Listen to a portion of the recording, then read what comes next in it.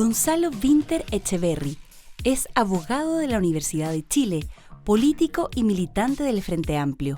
Desde marzo del 2018 se desempeña como diputado por el distrito número 10 de la región metropolitana. Durante su primer periodo parlamentario, fue integrante de las comisiones de Vivienda y de Bienes Nacionales, donde impulsó decenas de movimientos parlamentarios en materia habitacional. Hace 5 meses es padre de Manuel.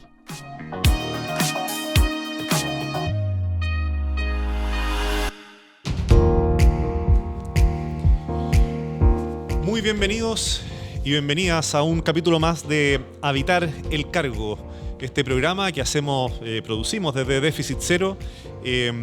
Soy Sebastián Bowen y la idea es conversar con candidatos, candidatas a la presidencia de la República respecto de su propia experiencia de vivienda, barrio, ciudad, pero desde ahí hablar de los desafíos del país y particularmente los desafíos justamente en temas habitacionales, temas urbanos, que son finalmente los temas de convivencia. En esta ocasión tenemos de invitado a Gonzalo Vinter, candidato por el partido del Frente Amplio. Muchas gracias, Gonzalo, por estar hoy día acá en Habitar el Cargo. No, muchas gracias a ustedes. Tengo muchas ganas de conversar de los temas que están en la lista. Genial. Oye, una de las cosas que comenzamos es respecto a temas más bien personales.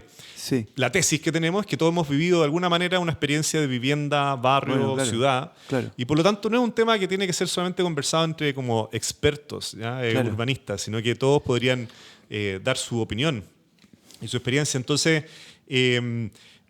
tú has tenido una trayectoria en torno a la ciudad que me parece que es... Como todo el mundo. Digo. Como todo el mundo, que me parece que es sumamente interesante poder sacar a colación. Sí. Y particularmente algunos lugares. O sea, tú has tenido una historia en que creciste en comunas como Las Condes, ¿cierto? Sí. Providencia, Vitacura. Así es. Y en el tiempo te fuiste de alguna manera mudando de barrio. Sí. Y te ha tocado vivir en barrios que son súper simbólicos, por decirlo así, de la construcción de ciudad en tanto comunidad también, Sí. ¿verdad? Entonces, ¿qué de las casas que te ha tocado vivir, cuáles han sido para ti más significativas en ese sentido? Mira, primero que entretenido estar acá, que importante hablar de ciudad. Hablar de ciudad es hablar de vivienda, es hablar de familia, es hablar de felicidad, es hablar de empleo, es hablar de calidad de vida. Nosotros decimos en el programa, queremos construir un Chile en que la vida sea posible. Y la vida es posible cuando hay un lugar donde hacerla posible, ¿no? De hecho, parto por el final en la respuesta. Lo primero que hice cuando supe que iba a ser papá fue pensar en que me quería cambiar de casa, que quería otro espacio, por determinadas razones que voy a explicar. A ver, mi trayectoria es efectivamente el barrio alto, muchas casas por diversos motivos familiares. Y luego en mi vida adulta viví en Punta Arenas un año. Que es otro tipo de, es otro tipo de habitar. Sí, viví por motivos políticos. Estaba ayudando a un diputado de Punta Arenas. Viví entre Plaza de Armas y Calicanto luego. Fue mi primera casa solo, digamos. Entre Plaza de Armas y Calicanto más o menos. Que es sumamente interesante porque es un barrio con mucho migrante. Y ahí también viví una experiencia con los años que fue como un barrio de migrantes deja de serlo en la medida en que uno de los grupos migrantes empieza a ser tan mayoritario. Ser como más dominante, por decirlo Claro, así. que ya deja de ser de migrantes y ya hay uno que está de local, ¿no? Que es algo sumamente importante que quizá en otro podcast da para hablarlo por completo. Luego de eso, por motivos familiares, qué sé yo, viví en la Villa Frey, que es un barrio tremendamente interesante para analizar desde el punto de vista arquitectónico, desde el punto de vista de hacer ciudad, etc. Y luego volví un poco y ahora vivo más bien en Bellas Artes. Cerca de donde vivía antes, pero un poco más arriba, ¿no? Y son formas de habitar la ciudad, pero totalmente distintas. Totalmente distintas. Si me permite una explicación, descontando los años que viví en escuela militar, más o menos, que fueron muchos, pero los otros barrios del barrio alto en el que crecí, es un tipo de habitar la ciudad que requiere muchas horas en el auto. Y por eso yo creo que también se va motivando la construcción de tanta autopista en Santiago, ¿no? Da para una reflexión por qué a ciertas comunas llega AVO subterránea, o sea, una obra de construcción importantísima, y llega a la Costanera Norte antes que el metro, ¿no? Antes, de hecho, que el sistema de micros funcione bien. Tenemos autopistas como espectaculares, ¿no? Y de poco espacio público y de poco uso del espacio público. Aunque debo reconocer que vi un cambio de eso cuando yo ya era adulto con el Parque Bicentenario, que donde por primera vez en décadas vi a gente del barrio alto como disfrutando, ocupando, gozando del espacio público. Pero en general, en mi infancia, y corrígeme si también lo veis así, más bien el compartir era en el espacio privado y cada uno tenía una casa, ¿no? en donde invitaba a la gente. Y luego en la Villa Frey viví más bien lo contrario, que es un espacio muy, muy, muy, muy, muy peculiar dentro de la ciudad, en donde hay mucho espacio público entre los edificios, pero un espacio público que no es la calle, sino que son los espacios para caminar, ¿no? La Villa Frey tiene una particularidad extraordinaria, que es que tú puedes ir con un niño y soltarle la mano, y la cantidad que puede correr antes de toparse con una calle es extraordinaria, sin dejar de estar en la ciudad, ¿no?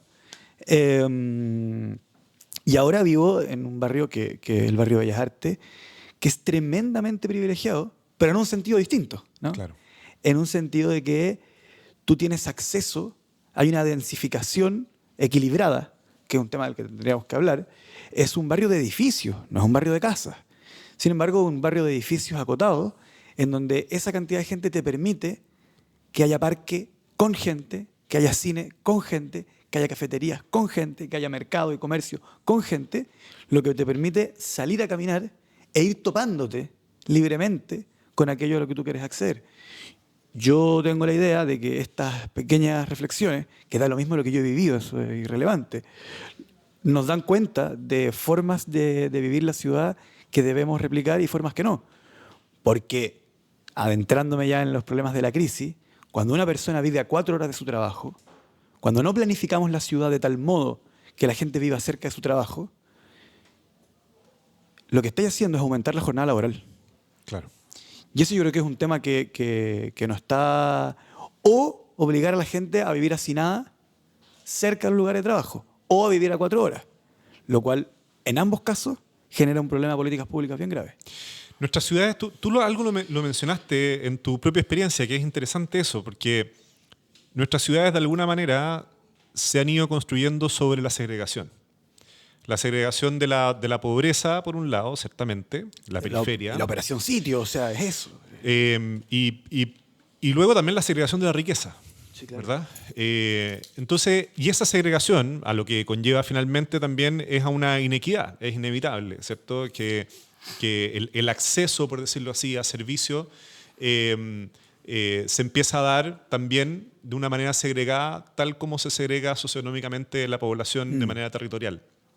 Lo que tú estás planteando cuando mencionas los barrios que te ha tocado vivir, creo que son 2 fenómenos que hay que rescatar. Uno es cómo la ciudad también puede ser un mecanismo para generar mayor integración y también mayor equidad, ¿verdad? O sí, igualdad en el acceso a servicios, etcétera.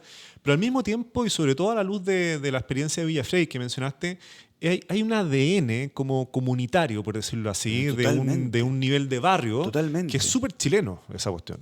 Totalmente. Lo digo a raíz también de la chapita que andáis ahí con la bandera. Y que se ha ido... Mira, me tocaste un tema sensible. Porque además Qué bueno, quiero contar dos experiencias más.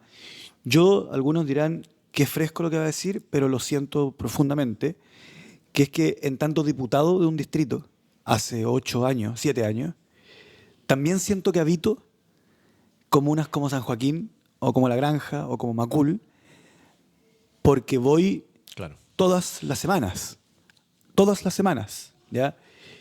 Y son 2 experiencias distintas, porque en San Joaquín tú encuentras lo que fue la vivienda obrera, ¿ya? Lo que fueron barrios que tienen su origen en una época en que se construían viviendas para los trabajadores en torno a la fábrica, ¿ya? Que crea una cultura que crea un humor, que crea un tipo de habitar la ciudad que es distinto. Y dentro de esas comunas, y ya yendo más a La Granja, acercándonos a La Pintana, San Ramón, etc., tienes otro tipo de orígenes de los barrios que tienen que ver, por ejemplo, con la construcción de bloques en los años 80, que también crean otro tipo de cultura. Ahora, ¿por qué digo que me tocaste un tema sensible?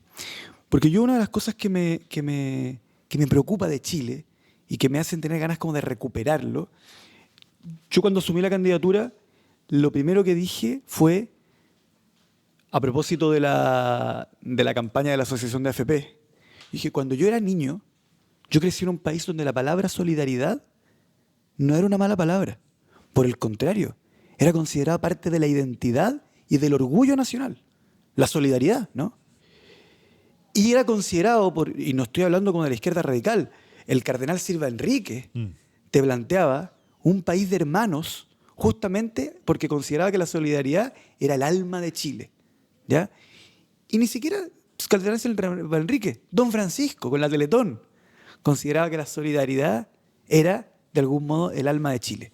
Pero esa solidaridad requiere lazos, requiere vínculos, requiere que nos conozcamos, requiere tener una relación con tu vecino.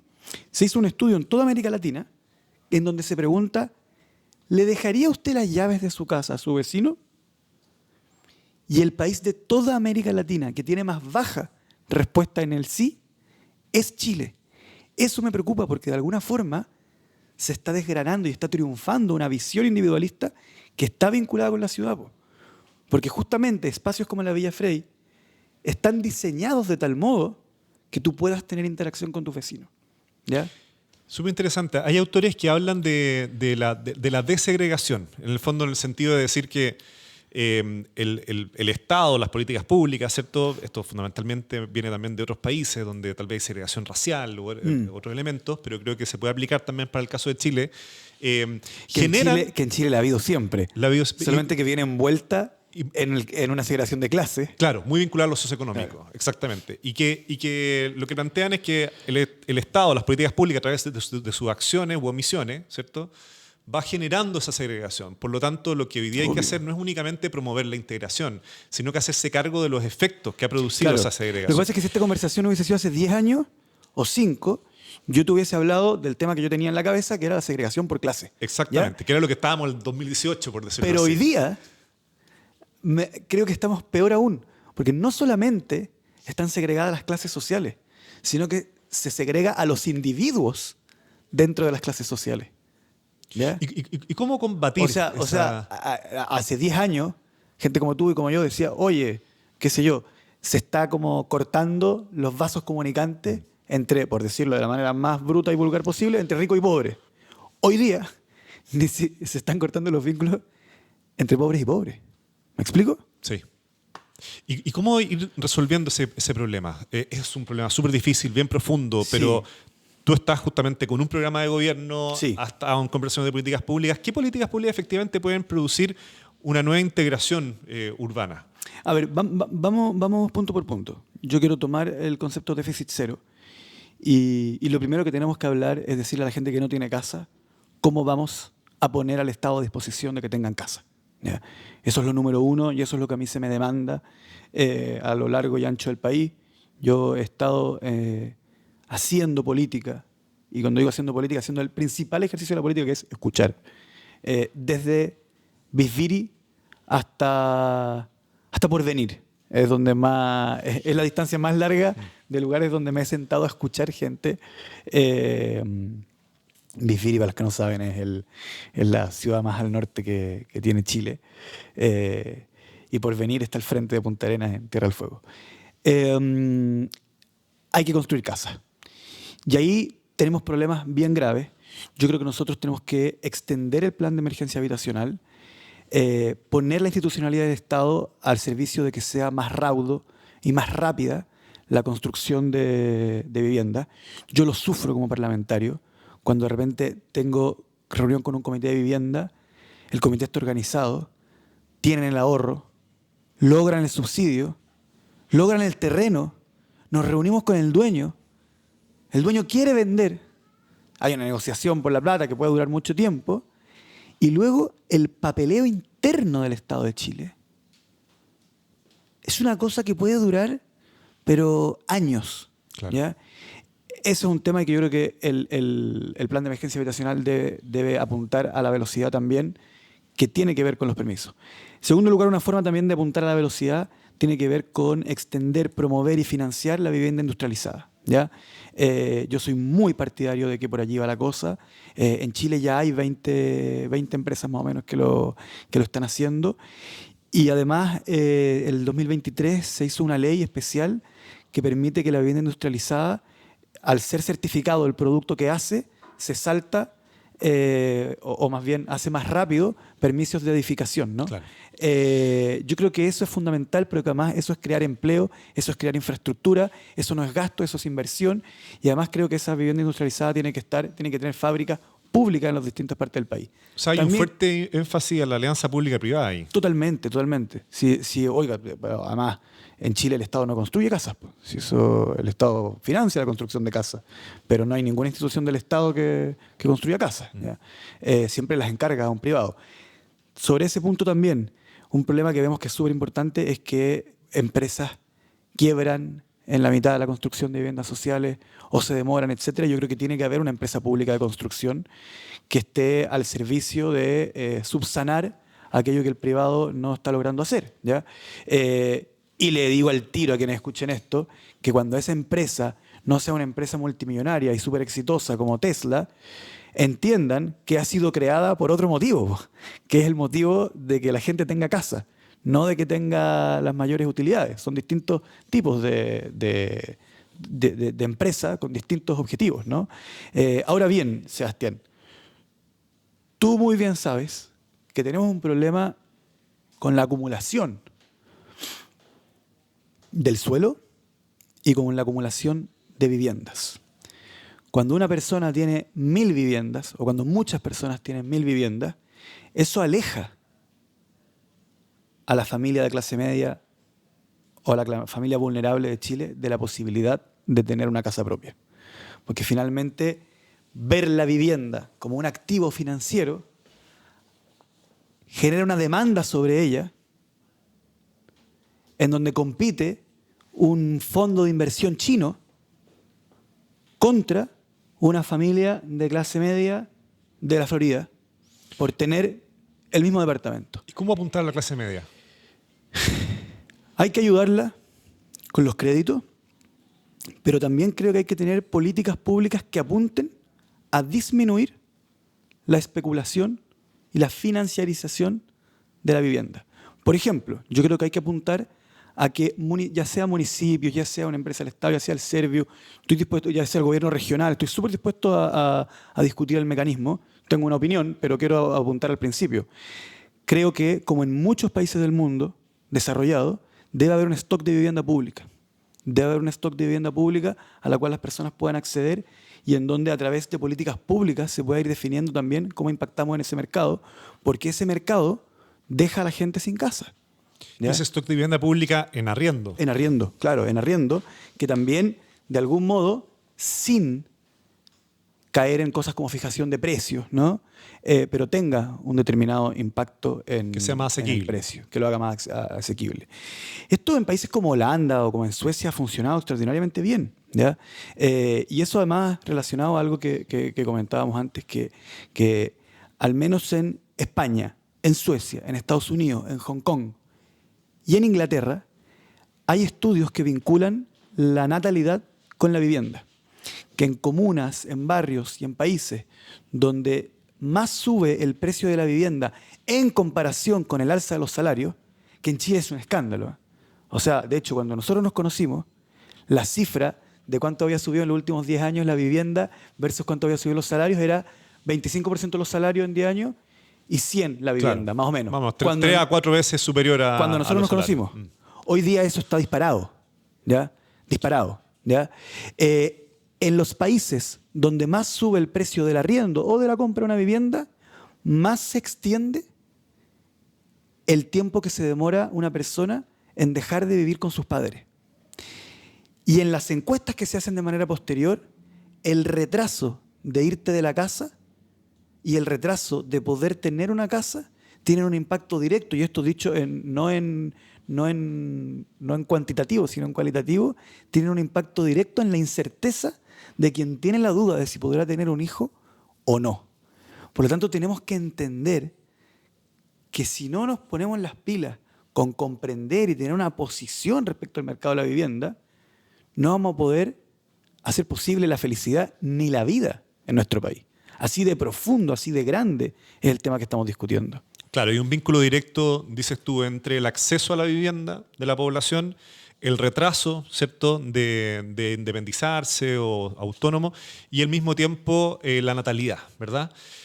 Tú mencionaste algo que fue la idea del parque como de vivienda pública en arriendo. ¿Y eso, desde tu perspectiva, estarías dispuesto, por ejemplo, incluso a concesionarlo? Claro, pero tiene que tener criterios. Obvio. O sea, primero la construcción sí, Claro. ya, sin duda. ¿Y la administración? Y la administración también, pero tiene que tener criterios públicos. Sí. Ese es el asunto. Que el objetivo de esa empresa sean objetivos públicos, objetivos de la sociedad. O sea, el ¿Me rol del explico? Estado es poner las normas. Y ojo, que en Suecia ocurrió que eso funcionó tan bien que determinados municipios se metieron también en el negocio, ¿ya? Con fines de lucro, o sea, porque les fue tan bien creando vivienda para arriendo de sectores populares, que dijeron, ¿sabéis qué? Si aprendimos a hacer este negocio, hagámoslo también en viviendas de alto precio, y se pusieron a arrendar. Ahora, súper importante vincularlo con lo anterior. Yo quiero construir y construir y construir viviendas para los sectores populares, pero siempre con construcción de ciudad. Siempre con construcción de ciudad. O sea, déficit habitacional ¿Ya? y urbano al mismo tiempo. Siempre. O sea, yo quiero que las nuevas viviendas tengan... Que la gente cuando camine al jardín infantil le llegue un rayo de sol. Que el comercio esté cerca. No quiero, voy a decirlo de manera bien bruta para que se entienda. No quiero que una persona en La Pintana que se quiere cortar el pelo tome una micro hacia Providencia, donde está la peluquería, donde su vecino corta el pelo. Y en ¿Me ese explico? está totalmente. Y lo Quiero que comparto. ambos puedan tener la peluquería ahí, puedan tener el cine ahí, porque si no se genera segregación, se generan bolsones y se genera además el tema de la distancia al trabajo. Es un tema extraordinariamente importante, porque, perdóname que haga el hincapié en esto, nuestro problema con la juventud, uno de nuestros problemas, es que no están los papás en la casa en el momento en que el joven se debate entre la socialización de calle, con el narco, con el crimen organizado, y el convertirse en un ciudadano honesto.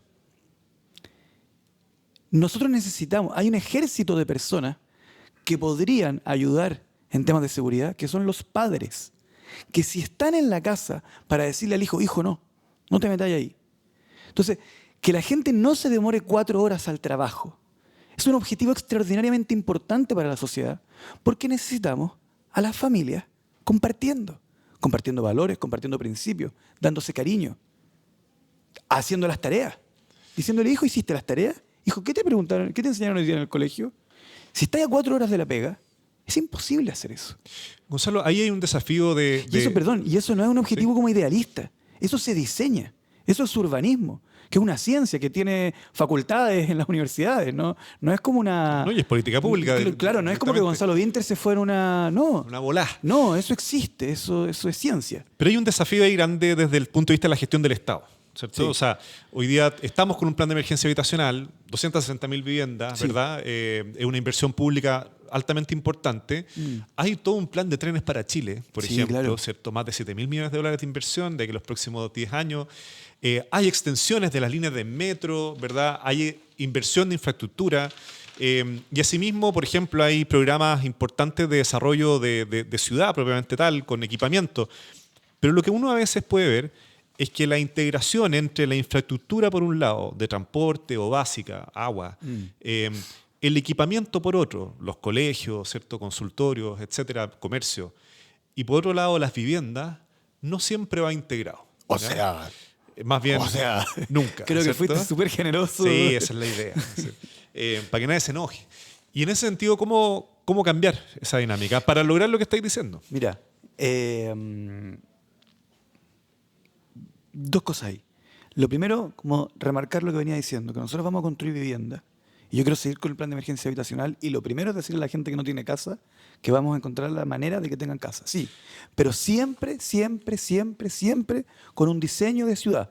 Eso, segundo concepto que es importante y que tú lo conoces mejor que yo, pero que hay que seguir repitiéndolo. Densificación equilibrada.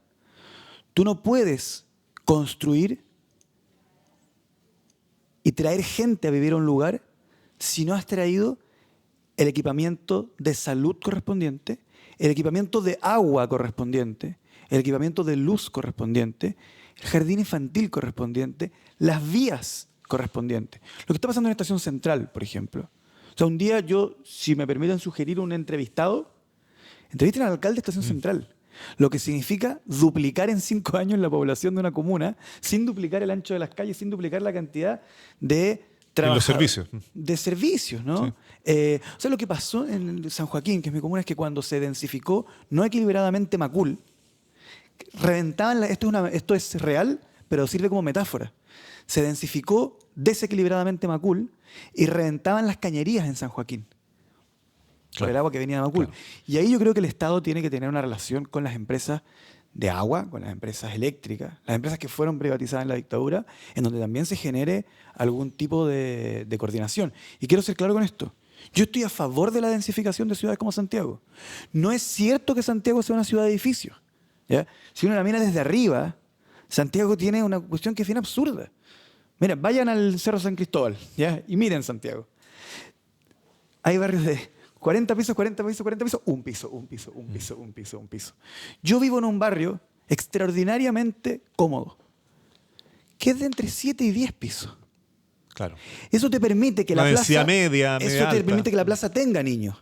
Porque si tú haces barrios de un piso, no te sirve una plaza, porque no hay niños que vivan, no hay suficientes niños que vivan cerca de la plaza. No te sirve poner un cine, no te sirve poner comercio, porque no hay gente que viva cerca de ese cine. Por eso te insisto, yo estoy a favor de la densificación, pero esa densificación tiene que ser equilibrada y con criterios urbanísticos, ¿no? Oye, Gonzalo, y tú mencionaste el plan de emergencia habitacional. Sí. El plan de emergencia habitacional tiene una meta Sí. y lo quieres extender. ¿Cuál es la meta del gobierno de Gonzalo Winter? Es complicado ponerse una meta. Porque Siempre. además todavía no tenemos programa, Siempre. tenemos hoja de ruta, ¿ya? Que la pueden acceder en Tírate un desafío, entonces, en 20presidente.cl. Y además yo quiero poner cifras a las cuales las pueda cumplir. Primera percepción. Yo creo que el plan de emergencia habitacional se va a cumplir, ¿ya? La meta de 260.000. Y eso es feliz y es triste, porque es una meta extraordinariamente ambiciosa para lo que estaba haciendo Chile. Es bueno que se cumpla, pero al mismo tiempo la magnitud del desafío sigue creciendo y sigue creciendo y sigue creciendo, lo que haga que inclusive el cumplir una meta ambiciosa sea insuficiente. Entonces el Estado tiene que seguir con metas ambiciosas. Yo creo que es posible, y de acuerdo a mi equipo de vivienda y los economistas de mi campaña que manejan el aparato público, etcétera, creemos que se pueden construir 80.000 viviendas al año. Al año. ¿Ya? Pero eso requiere, muy importantemente, extender las reglas del plan de emergencia habitacional y ponerle mucho énfasis, mucha ayuda a las empresas que hagan métodos de vivienda industrializada, métodos modernos de construcción, ¿no? Y hay un planteamiento de está en tu programa como zonas de arriendo, algo así, zonas de arriendo protegido o accesible, no recuerdo bien el nombre. Nosotros hemos planteado de Fincero la creación de zonas de emergencia habitacional. ¿Vale? Sí. Es decir, hay ciertas zonas Cosas que uno que las puede conversamos identificar hace- exactamente. Que en pocas palabras es que cuando hay una catástrofe en algún lugar, viene ¿cierto? Un decreto de emergencia que permite que los proyectos urbanos, que los proyectos habitacionales, que se planifique el territorio, que haya también una inversión pública y privada para desarrollar eso de manera más rápida, ¿ya? Sí. Nosotros decimos, bueno, hay emergencia, tal vez no una catástrofe natural, hay emergencia habitacional en ciertas zonas específicas, en ciertas comunas que se nos pueden venir a la cabeza rápidamente, ¿cierto? Bueno, ¿por qué no aplicar ahí un poco la misma idea y creemos que eso se puede meter dentro de una ley, por ejemplo, la ley del plan de emergencia habitacional? Entonces, frente a eso, ¿lo ves como algo atingente? Sí, totalmente. Esas son medidas que tenemos que tener un debate muy profundo como sociedad. Además, la importancia de que, ¿por qué decimos hoja de ruta? ¿ya? Y no decimos programa propiamente tal. Porque yo pretendo ganar la primaria, y cuando gane la primaria, quiero integrar la visión de los distintos partidos que son parte de la primaria, y entonces haremos el programa propiamente tal. Quiero explicar, yo sé que eso puede sonar aburrido, pero tiene un sentido el que la hoja de ruta quede abierta, porque es una primaria, que Claro. significa que tú te estás comprometiendo a hacer una candidatura con quienes hoy día son tus competidores, ¿ya? Y eso significa integración de programas. Yo creo, por ejemplo, que en el largo y corto plazo distinguir. Largo plazo, creo que tenemos que avanzar algo que se discutió mucho en la Ley de Integración Social y que algo se avanzó, pero que creo que se puede avanzar mucho más, que es que en la planificación de los planes reguladores haya franjas, porcentajes en determinados polígonos, Cuotas, digamos. que en donde haya cuotas para vivienda. El problema es que en nuestra legislación tenemos que hacer las definiciones concretas de a qué nos referimos Sí. cuando decimos vivienda social, ¿ya? Hagamos una profundización Ya. en eso, porque Y lo mencionaste otro- la ley de integración y social lo urbana. otro, y lo otro es los momentos de emergencia, en donde yo creo que de manera temporal tú puedes poner ciertas exigencias al privado también. Mencionaste la ley de integración social urbana. Para la gente que no sabe, el plan de emergencia habitacional que hemos hablado todo el rato nace un poco de esa ley. Sí. Y tú estabas en el Congreso justamente en el momento en que eso se cuaja y Claro, finalmente... fui presidente de la Comisión de Vivienda durante su tramitación. David, ¿cómo fue ese proceso? O sea, yo creo que hay un hito ahí para la política habitacional. Es un hito y yo creo que si explicamos todo el debate técnico No, que no, se dio no. allí, Ahí podemos... nadie nos mira en ese caso. Porque fue una ley muy bonita en el sentido de que casi todos los debates relativos al acceso a la vivienda y a la ciudad en Chile se cruzaron en esa discusión, ¿ya? Yo voté en contra de la idea de legislar en comisión, porque consideraba que allí había cosas que eran tremendamente peligrosas, que después las podemos comentar. Sin embargo, terminé votando a favor de todos y cada uno de los artículos en el resultado final de la tramitación de la ley, ¿ya? Y es una experiencia positiva porque es una experiencia en donde se parlamentó. O sea, yo partí estando totalmente en contra. Las cosas que a mí me parecían más peligrosas no llegaron al Senado, se perdieron en la sala de la Cámara de Diputados.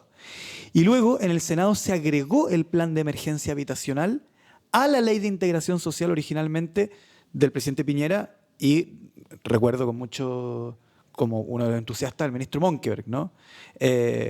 Además, nunca se menciona, pero los asesores legislativos siempre son quienes impulsan las leyes. Gonzalo Sí. Casitúa era el que Efectivamente. el que estaba ahí en el día a día en el Congreso.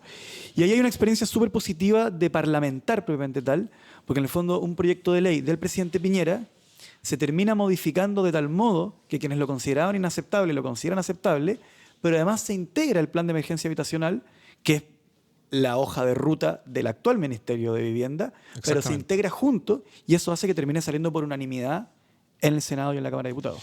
De hecho, a mí me parece muy notable el evento en sí mismo, porque como tú dices, se parlamenta, termina siendo una política de Estado, impulsado por el gobierno de Sebastián Piñera, pero con un impulso muy fuerte de los parlamentarios en ese momento de oposición. Claro, ¿cierto? claro. Donde uno de los actores claves fue Carlos Montes, De luego hecho, es ministro de simbólico Vivienda.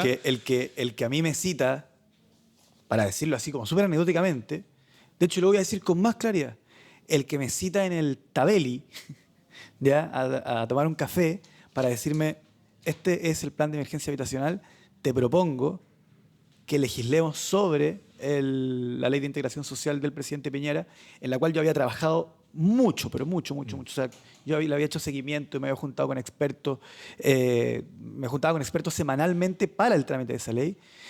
Es el entonces senador Montes el que llega con la idea del plan de emergencia habitacional y me dice, integremos esto al proyecto de ley y luego tenemos una discusión, un debate con el gobierno del presidente Piñera para poder hacer las dos cosas al mismo tiempo.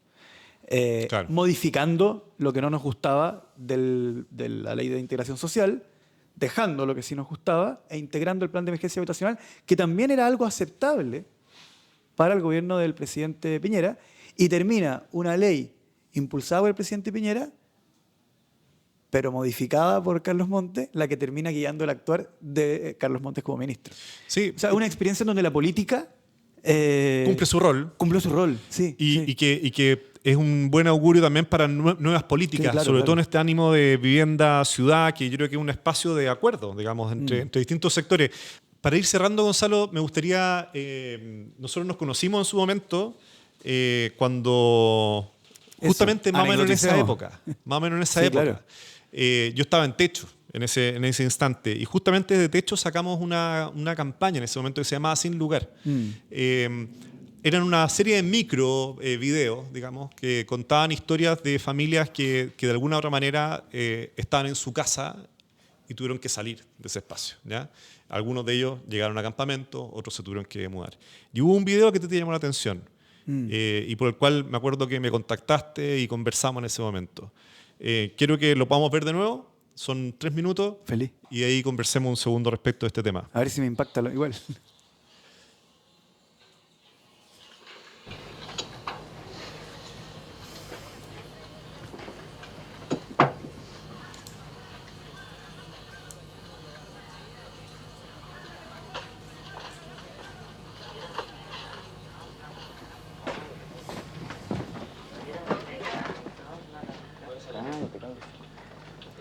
¿A dónde vas tú?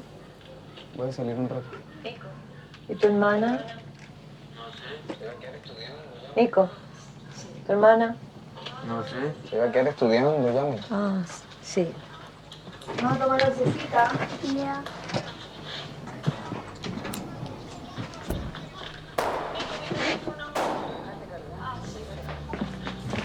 Nico, mi teléfono. Si lo dejaste cargando. Ah, sí, verdad.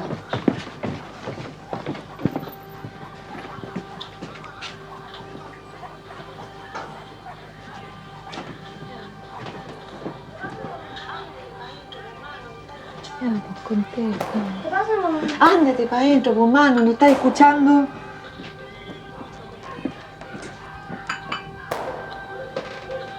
No contesta. ¿No?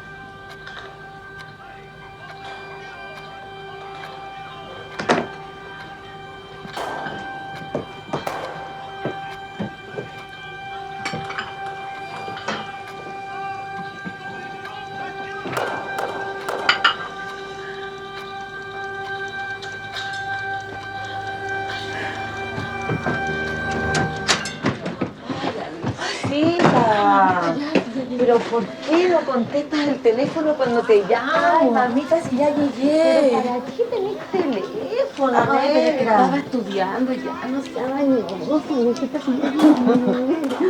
¿Cómo te fue? Bien. ¿Qué más? ¿Qué pasó?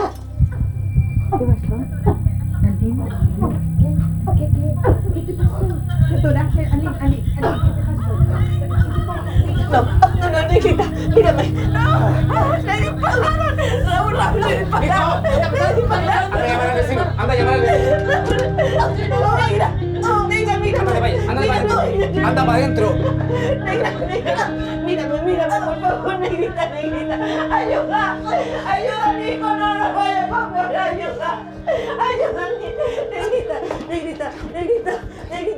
Aquí estoy, negra. Mira. Ábrelo.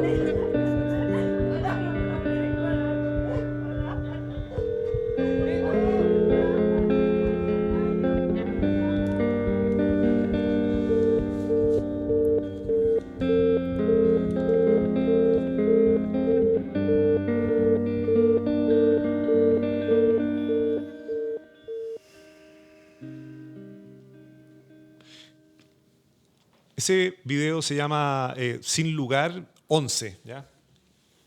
El título de este corto es 11 y retrata básicamente la historia de algo que fuimos viendo en distintas ocasiones, que era las balas locas. Básicamente en villas de blogs, en zonas más bien periféricas, en zonas rojas. De hecho, el video termina ¿cierto? Con un teléfono marcando ocupado, porque era la familia llamaba, entra una bala loca dentro de la casa, mata a una persona, y la familia llama y no llega ni la ambulancia, ni llega el carabinero en ese momento. El tema de la seguridad ya estaba, esto fue hace 5 o 6 años atrás. Hoy día es un tema que se ha tomado la agenda, al menos en los últimos años, con mucha fuerza, y lo que fuimos dándonos cuenta es que también significaba el éxodo, por decirlo así, de muchas familias de barrios rojos o zonas, por ejemplo, villas muy periféricas, muchas veces tomadas por el narco, para irse a otras formas habitacionales, incluso en muchos casos acampamentos, que en ese momento tal vez eran lugares más seguros, pero hoy día para muchas familias el llegar a un campamento puede ser llegar al mismo nivel de inseguridad. Entonces, frente a este tema, sin duda es una parte central también de tu campaña, y tú que has estado muy vinculado a esta historia, y que este video en particular te llamó mucho la atención en su momento, y lo conversamos, ¿cómo verlo a la luz de los años? Primero me dejaste un poco... O sea, no recordaba que era tan fuerte.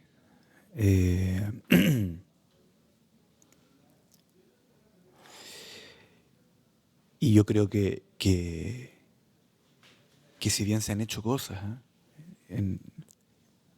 quiero ser justo, en los dos gobiernos que han existido en Chile desde que nos contactamos aquella vez se han hecho cosas, pero eso no me impide pensar que estamos peor.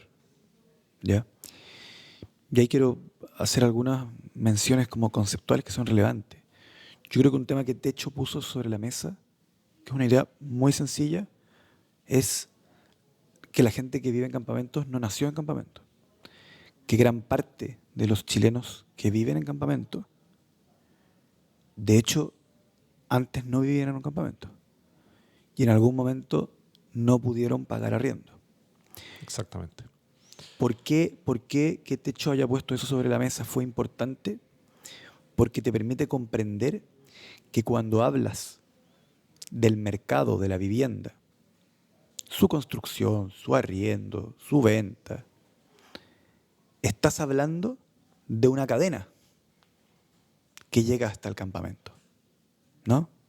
No sé si me doy a entender. Sí, una trayectoria. Entonces, punto uno, que es súper relevante y que de hecho lo puso sobre la mesa. Hablar de políticas de arriendo para la clase media, hablar de políticas públicas que combatan la especulación, es también hablar cómo el último de la cadena se cae del mercado del arriendo, porque ya no puede pagarlo, y cae al campamento. Y esto es importante decirlo. Cuando yo sea presidente, el primer compromiso que hace un presidente frente al país, para poder ser presidente, es cumplir y hacer cumplir la Constitución y las leyes. Eso está claro, y yo voy a honrar ese juramento. Sin embargo, eso no me impide pensar que nadie que vive en un campamento quiere vivir en un campamento. Y creo que esos dos conceptos el presidente los tiene que tener claros, ¿ya? Segundo que es relevante, que lo dice que te lo grita este video, que el tema seguridad no se puede ver aislado de la sociedad, de la ciudad, del tipo de vida que tú estás construyendo. Mira, voy a ser más claro y franco. En este gobierno hemos sacado, durante este gobierno, porque hay muchas de las leyes que voy a mencionar que no son del gobierno, durante este gobierno han salido casi 60 leyes de seguridad. Muchas de ellas también impulsadas por la oposición. La mayoría, no todas, pero la mayoría se centra en el castigo, en modificar el castigo. Por ejemplo, hay muchas de ellas que son, qué sé yo, la pena por tal delito va en este rango de pena y bajan el mínimo. Lo suben a donde está la media. Pero en un delito que en general nadie lo castigan por el mínimo, no sé si me explico. Yo creo que tienen impacto muy menor. O sea, yo soy diputado por barrios que están tomados por el narco. Es muy difícil que ese muchacho tenga acceso a una modificación al Código Penal. No sé si me explico. Razón por la cual tenemos que asumir como sociedad que no es idealismo pensar que el problema de la seguridad es también un problema de vivienda, es también un problema de empleo, etc. Mira, Yanis Varoufakis se ha hecho famoso en el último año porque creó un concepto que ha pegado, ¿no? Que es el tecnofeudalismo. Cómo la sociedad occidental, al menos, está siendo esclava, ¿cierto?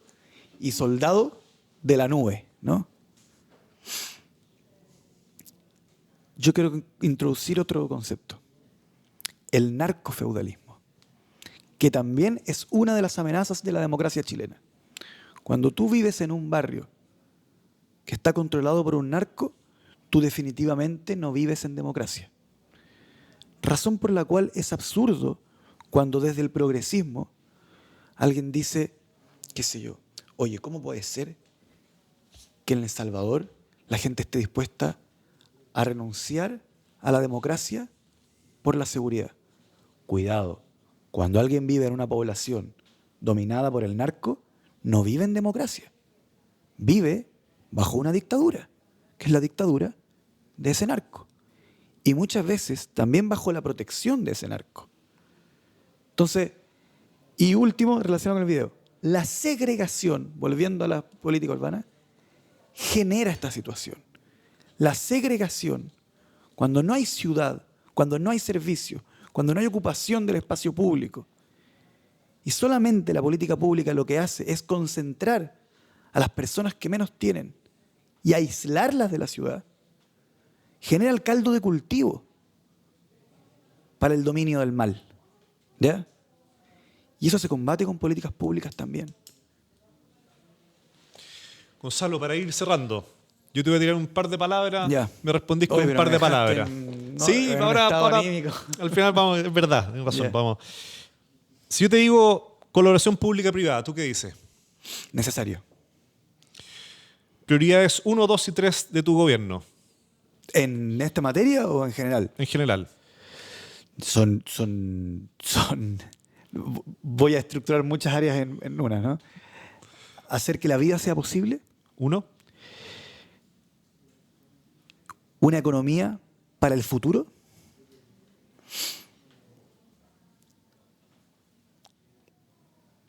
poner al país desde el más pobre al más rico, desde el más joven hasta el más viejo, en función de una estrategia de desarrollo humano. 3. Plan de emergencia habitacional. Buena política pública, profundizarla y extenderla. Si tuvieras que escoger un candidato o candidata de las que están actualmente en competencia, Winter. como tu, no, como tu vecino o vecina, ¿quién sería? Como mi vecino o vecina. Sí. Y me sopla la respuesta, ¿cómo puede ser eso? Como la encargada de programa me va a soplar una respuesta. Además, no dijo nada cuando me preguntaste políticas públicas. Y ahora te salta. Pero es la encargada de programa, no la de comunicaciones, entonces no tiene sentido. Pero sí, yo feliz sería vecino de la ministra Jara. Ah, mira, te quedé ahí en el barrio. Y también sería vecino de la ministra Toá y de Jaime Mulet, encantado también. Oye, Gonzalo, bueno, tocamos Me muchos encantaría temas. encontrarme en la cafetería a la esquina con Jaime Mulet y discutir de políticas públicas. Creo que sería Bueno, muy interesante. lo vaya a hacer durante, Sí. tal vez en una cafetería, pero en debate y otras cosas durante este periodo. Que Que es muy distinto a estar en una cafetería. Claro, por eso te estar digo. En el estudio de televisión en vivo. Oye, Gonzalo, para cerrar, tú comenzaste con la idea que quiero retomar. Partiste diciendo lo importante que era la casa, ¿cierto? Como Sí. un lugar de construcción. Nosotros decimos en Déficit Cero que una casa no es una casa.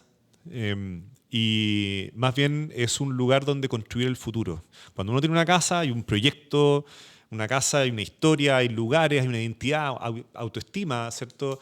Hay intimidad, hay incluso un activo, entre otras cosas. Hay un barrio, hay vecinos, como hablábamos anteriormente. Entonces, creo que conectaste directamente con el planteamiento que tratamos de hacer y lo importante que es la casa, que no es 4 paredes y un techo, ¿cierto? Es algo mucho más profundo. Es el hogar. Po. Es el hogar. Y de ahí entraste, por ejemplo, al tema de la natalidad. Estás tocando hoy día una experiencia con una hija, si no me equivoco. Hijo, de Manuel. 5 meses. Manuel Alfredo. Así que, y eso también es parte de ese hogar, parte de esa casa. Muchas gracias por estar hoy día acá presente. Y la forma... Mi hijo Manuel, que ha tenido que vivir en una casa que es también campaña. No, claro, me imagino. Bueno, así son las casas. Van, Sí, es la casa que van le tocó a mi absorbiendo lo que está en la familia. Oye, y te queremos dar un pequeño presente. Muchas gracias. Lo tendré que pasar por ley del obvio, ¿no? Lo tendré que pasar por ley del obvio. Mira, no creo. En este caso no creo. Tiene un desafío, que tenéis que descubrir qué es lo que es. Así que ¿Tengo ahí que está. adivinar? Tenéis que más o Pero menos lo abro. adivinar. Sí, ábrelo. Ya. Va a saltar. Ah, no, ahí está. Oye, mira, si lo podéis mostrar a la cámara y lo... Esto es una herramienta de construcción. Sí, lo pensamos harto, ¿ah? Y como tú estás, ábrela, eso, el palito ahí.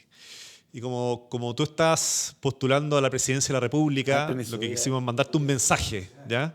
Es un mensaje básicamente que bueno, esto es un plomo. Tú mencionaste harto en la entrevista, quiero construir. Sí.